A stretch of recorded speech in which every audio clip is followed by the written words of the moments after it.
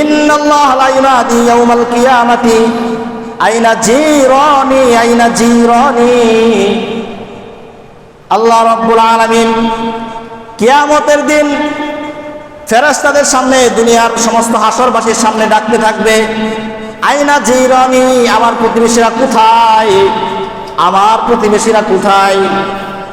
ফাতাকুলুল মালায়েকা, ফেরেশতারা জিজ্ঞেস করবে, রব্বানা ওয়া মা ইয়ামবাগি আইয়ুজাবিরাক, ও আমাদের রব, এমন কি আছে যে আপনার প্রতিবেশী হওয়ার যোগ্যতা রাখে? আল্লাহর প্রতিবেশীকে হইতে পারে?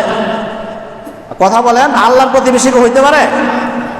ওয়া মা ইয়ামবাগি আইয়ুজাবিরাক, আপনার প্রতিবেশী হওয়ার যোগ্যতা কার মধ্যে আছে? কে এমন আছে যে আপনার প্রতিবেশী?